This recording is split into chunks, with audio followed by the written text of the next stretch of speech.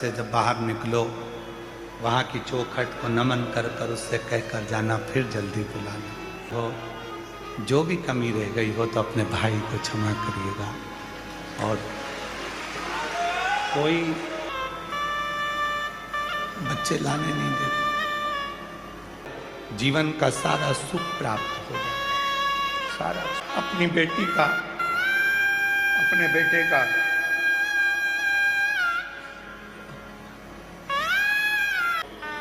ये भूमि कंकर शंकर की है, बहुत देकर भेजा। खुश रहने के लिए रुपए खर्च नहीं होते, पर खुश रहने का दिखावा करने के लिए करोड़ों रुपए खर्च हो जाते हैं। बोलो सही है कि गलत है? खुश रहने में खर्चा नहीं है, पर खुश रहने का अगर दिखावा करोगे, नी साहब हमारे यहाँ तो सोफा भी है, नी साहब हम तो बहुत खुश हैं, नी साहब हम तो बहुत खुश हैं। खुश रहने के लिए डेंटिंग पेंटिंग करके खूब जोरदार इतर परफ्यूम सब लगा के और खूब जोरदार पेन ओढ़ के और सबके सामने जाओ, नी साहब में तो इतनी खुश, और सिर पे पल्लू ले लेके यहाँ 2-3 पिन लगा के वो भले टपक रही हो, पर नी साहब हम तो खुश, हम तो खुश। तो खुश होने का दिखावा खर्चा कराता है, पर खुश रहने में कुछ खर्च करने की जरूरत नहीं पड़ती। सुखी रहने में कोई खर्चा है क्या? जम के बोलो, सुखी रहने में कोई खर्चा है? जा रहोगे, अभी आप लोग इतने दिन से 7 दिन से यहां पर थे, कोई आपसे पूछेगा घर पर जाओगे जब, क्यों इतनी भीड़ में कहां सोई, इतने भीड़ में कहां सोया, कहां रहा?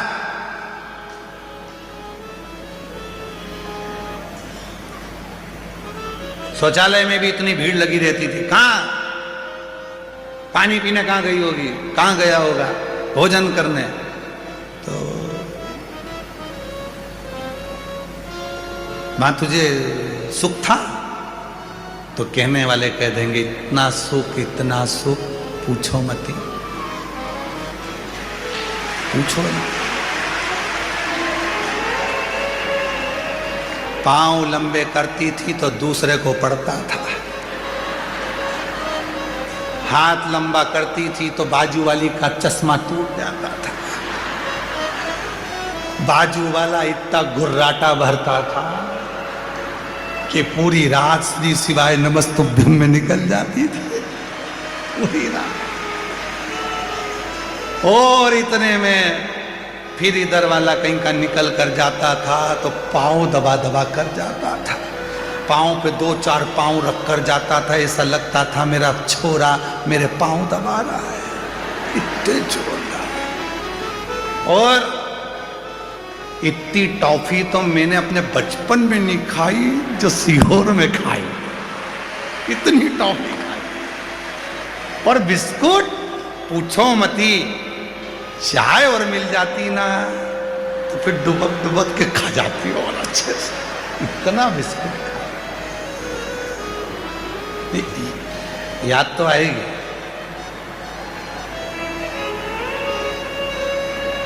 बहुत।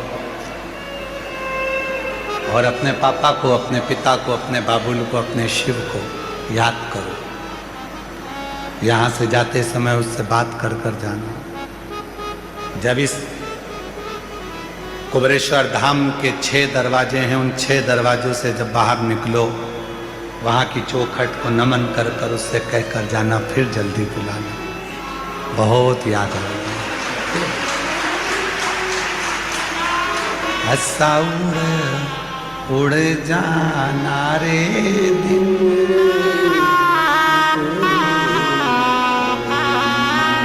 बहुत प्रेम से जाना, बाबा से विनय कर कर जाना, निवेदन कर कर जाना। और मेरी जीजियों, मेरे जीजाओं, मेरी बेटियों बेटाओं, मेरे बुजुर्ग माता पिता, कुबरेश्वर धाम पर हम जानते हैं कि इतनी व्यवस्था नहीं हो पाती, फिर भी पापा के घर आए हो, पिता के घर आए हो, जो भी कमी रह गई हो तो अपने भाई को क्षमा करिएगा। और कोई त्रुटि रह गई हो तो उसके लिए भी क्षमा चाहता हूं। पर नाराज होकर मत जाना मेरी बहनों, भाई के यहाँ से खुश होकर जाना। जल्दी जल्दी बाबा बुलाएगा, आप लोगों को यहाँ निमंत्रण देगा। और वो कहे बाबुल की दुआ जा तुझको सुखी संसार में। कल एक बहन भोजनशाला में हमने रील देखी थी। भोजनशाला में हाथ में उसके प्लेट थी, भोजन करते करते उसके आंसू बह रहे थे।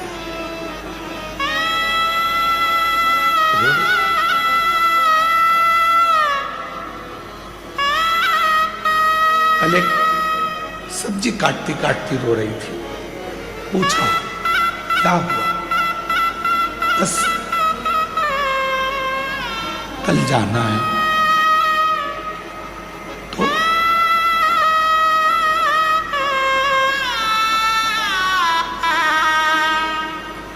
गुरुजी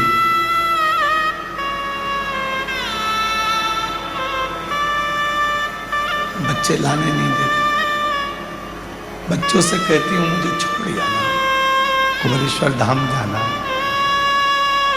आते नहीं। बहुत ना जाने वो कुबेरेश्वर बाबा कौन सी कृपा करता है जो मुझे बुला लेता है। मैं तो इस लायक नहीं हूं। वो रील हम डालेंगे। बच्चों से लेकर भोजन करते करते आंख से आंसू बह रहा था।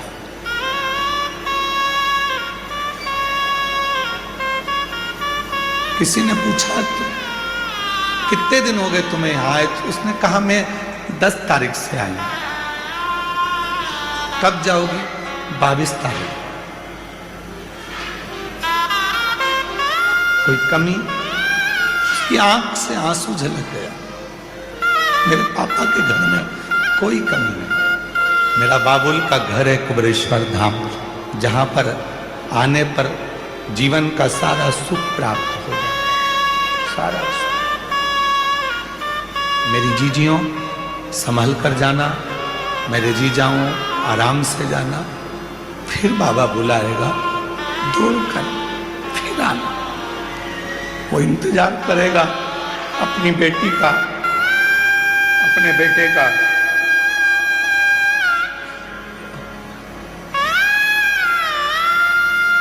जिस दिन बहुत दुखी हो गए, उस दिन वो सीहोर वाला कुबेरेश्वर बाबा आपके दरवाजे पर आपके दुख काटने के लिए जरूर आए।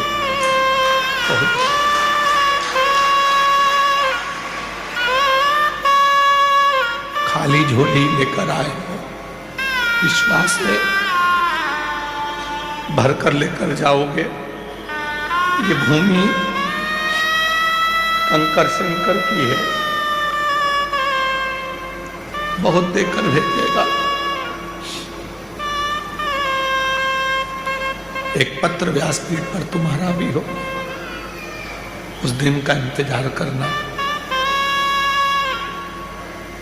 हमारी सामर्थ्यता नहीं है कि हम आपको कुछ दे सके। ये भंडारा भी तुम्हारा है, धाम भी तुम्हारा है। श्वास जितनी चल रही है उतने में शिव को भज लो। पृथ्वी पर जन्म दिया है, उस कुबेरेश्वर बाबा ने ना जाने क्यों भेजा है। हो सकता है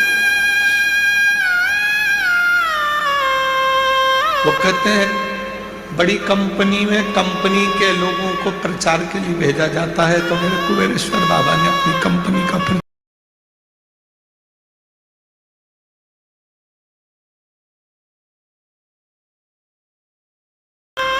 कहीं आडंबर में मत फंसो, ढोंग ढकोसले में मत जाओ, कहीं दिखावे में मत पड़ो।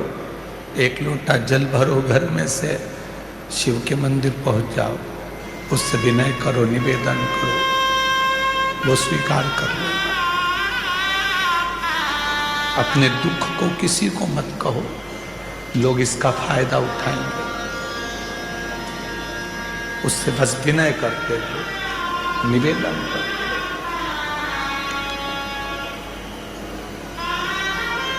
फिर बुलाए वो, यही काम है। उसकी कृपा, दया, उदारता आप पर बनी रहे। तारकासुर के इस प्रसंग के बाद में प्रसंग आता है 12 ज्योतिर्लिंग का, जिसमें भगवान शिव के 12 ज्योतिर्लिंगों का स्मरण कराया जाता है। उन प्रसंगों में चंद्रदेव को काया का रोग हो जाता है, उस रोग से बाबा मुक्त करते हैं।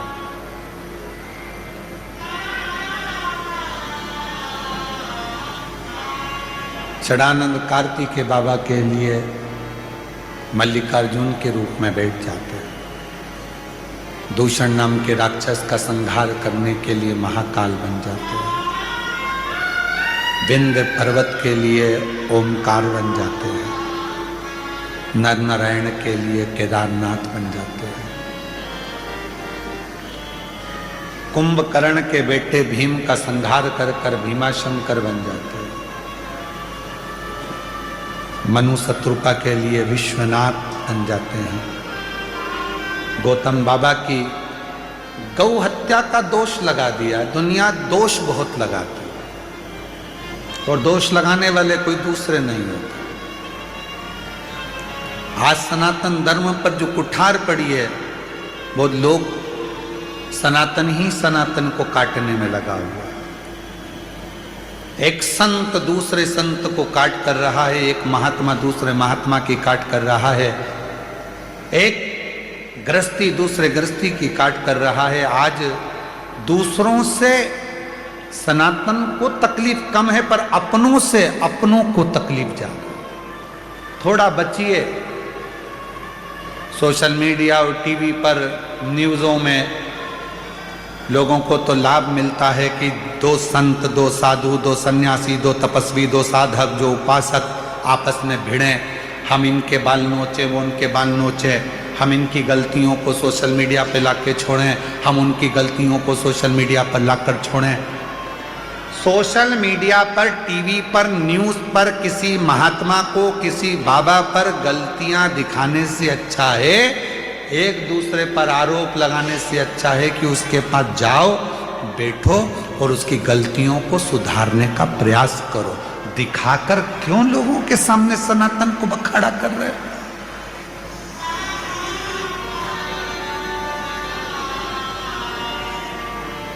क्यों सनातन को बदनाम कर रहे हो? हम इस महात्मा के चेले हैं, हम उस बाबा के चेले हैं, हम उनके चेले हैं, और एक दूसरे पर आरोप प्रत्यारोप लगा लगा कर आज हो क्या रहा है? पूरा सनातन बदनाम कर रहे हैं। बड़े बड़े सत्ताधारियों के पद पर बैठकर तुम एक दूसरे पर आक्षेप लगा लगा कर पूरी सनातन को भूमि पर लाकर छोड़ दिया। कौन विश्वास करेगा आने वाले समय में इन संत साधुओं पर, गुरुजनों पर, तपस्वियों पर? कौन विश्वास करेगा जो एक दूसरे पर आरोप प्रत्यारोप करने में लगे हो? इस व्यासपीठ से निवेदन करूंगा, बहुत हो गया। अब एक दूसरे पर आरोप प्रत्यारोप ना करते हुए सारे सनातन एक साथ भगवा ध्वज के नीचे चलो और तिरंगे की शान बनो, राष्ट्र की शान बनो, भारत का गौरव बनो, और इस भारत को फिर विश्व गुरु बनाकर अपने स्थान पर निश्चित नियुक्त करो। बहुत हो गया। इसने ये कर दिया, उसने वो कर दिया, इसके लिए ये न्यूज़, उसके लिए वो न्यूज़, इसके लिए ये, उसके लिए वो। नहीं, छोड़ो ये सब चीज। पुराने समय में भी यही हुआ था। गौतम बाबा पर गौ हत्या का दोष लगाया था। लगाया किसने? नजदीक ने। गौतम बाबा जहाँ रहते थे उसके पास में बहुत सारे साधु संत भी रहते थे। उन्होंने कहा इसकी सत्ता इतनी, उसका वैभव इतना है। गणेश जी को गाय बनाया, गौतम ऋषि के आश्रम में भेज दिया। गणेश जी से कहा कि तुम वहां जाकर अपने प्राणों को त्याग देना। गौतम बाबा के आश्रम में जाकर गाय ने प्राणों को त्याग दिया। शरीर छूट गया। गौतम ऋषि पर गौ हत्या का दोष लग गया। श्रीमान, गौतम ऋषि पर गौ हत्या का दोष लग गया। और गौतम बाबा पर जब गौ हत्या का दोष लगा, गांव से निकाल दिया। उन्हीं ने आपस में बात कर कर, दोष लगाने वाले भी अपने थे, गांव से निकालने वाले भी अपने थे, दर बतर भेजने वाले भी अपने थे, कोई दूसरा नहीं था। जो गौतम ऋषि को गौ हत्या का दोष लगाकर निकाला गया, भटकते रहे गौतम बाबा। एक दिन अहिल्या माता ने कहा, क्यों चिंता करते हो, मैं भी तो ब्रह्मा विष्णु महेश से पूछूं कि मेरे पति ने गलती क्या करी। नीचे की अदालत कागज देखकर, सबूत देखकर निर्णय देती है, और ऊपर की अदालत तुम्हारा कर्म देखकर निर्णय देती है। ऐसा कर्म मत कर जाना कि नालियों में, अभी तो मालूम पड़ा बड़े बड़े पद पर बैठे हो, आने वाले समय में नालियों में कीचड़ में सुंगरा बनकर मेला खाते फिरो, उससे बचने का प्रयास करना। कर्म का दंड बहुत कठिन होता है महाराज। गौतम बाबा पर गौ हत्या का दोष लगा। गौतम बाबा बैठ के, अहिल्या मां ने कहा मैं ब्रह्मा विष्णु महेश से पूछते, ब्रह्मा विष्णु महेश को प्रकट करा, बताओ मेरे पति ने गौ हत्या करी हो तो बताओ। ब्रह्मा जी ने कहा लेखनी में कहीं नहीं लिखा कि तुम्हारे पति ने गौ हत्या करी। भगवान विष्णु कहते हैं तुम्हारे पति ने कोई गौ हत्या नहीं करी। भगवान शिव कहते हैं कोई हत्या नहीं करी। तो फिर इन लोगों ने गौ हत्या का दोष क्यों लगाया? तो भगवान शंकर ने कहा ये तो संसार में जन्मा हुआ मनुष्य है, भले कितने भी ऊंचे पद पर बैठ जाएगा पर वो आक्षेप आरोप प्रत्यारोप करता रहेगा, और अपनी जिंदगी का जितना पुण्य पूर्व में करा था वो सब नाश करेगा, और आखिरी में खुद भी बर्बाद हो जाएगा और दूसरे को भी बर्बाद करेगा। उसका काम ही यही है। तुम पर जो इल्जाम लगाया गया वो गलत लगा है। अगर गलत इल्जाम लगा है तो ब्रह्मा विष्णु महेश इसी पृथ्वी पर रह जाओ। कहा ठीक।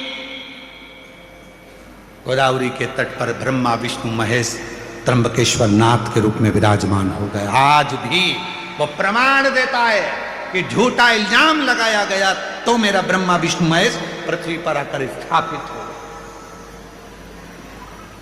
मत सनातन को बदनाम करिए, सनातन को थोड़ा ध्यान दो। एक दूसरे पर आरोप प्रत्यारोप से बचो, बचो। शिव कथा कर,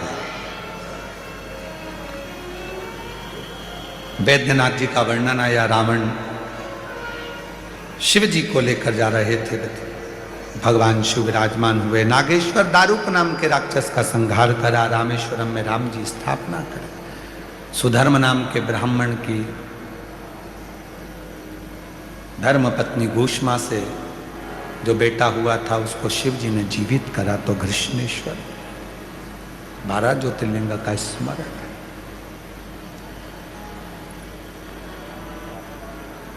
सुंदर सुंदर प्रसंगों से ये रुद्राक्ष महोत्सव चल रहा है हमारे बीच में। अभी कथा को विराम करने से पहले जब संत मध्य में होते हैं तो संत की वाणी को सुनने के बाद फिर कथा की विरामता की ओर जाना चाहिए। ऐसे परम रसिक, परम आनंदित 1008 श्री विष्णु प्रपन्नाचार्य जी महाराज, सहजता सरलता की मूर्ति, स्वयं नारायण को अपने हृदय में विराजमान करने वाले और जनमानस को एक प्रेरणा देने वाले हमारे बीच में विराजमान हैं। करतल ध्वनि से उनका स्वागत करते हैं और 2 शब्दों में सुंदर सुंदर व्याख्यान सुनकर फिर कथा को विराम की ओर लेंगे, आगे बढ़ेंगे। जब तक आप अपने स्थान पर बैठे रहेंगे कोई खड़ा नहीं होगा।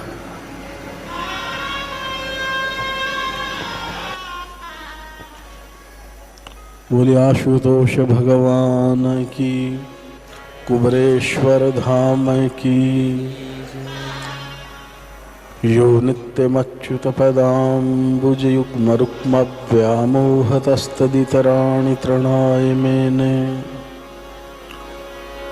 अस्मद्गुरोर्भगवतोऽस्य दयैकसिन्धो रामानुजस्य चरणौ शरणं प्रपद्ये। आनंद कंद परमानंद शिवाय नमस्तुभ्यम। स्वागत है आप सभी का आपके अपने चैनल में। रुद्राक्ष महोत्सव सीहोर में जो हो रहा था उस कथा का आज अंतिम दिवस है। आज कथा का 7 दिवसीय कथा आज हो चुकी है, संपन्न विराम दिवस की ओर हो गई ये कथा। गुरुजी आज कथा में बहुत हुए भावुक, यदि ये वीडियो अच्छी लगी तो उसको लाइक कीजिए, चैनल को सब्सक्राइब कीजिए, कमेंट बॉक्स में हर हर महादेव, जय श्री महाकाल, श्री शिवाय नमस्तुभ्यम लिखना ना भूलें। धन्यवाद।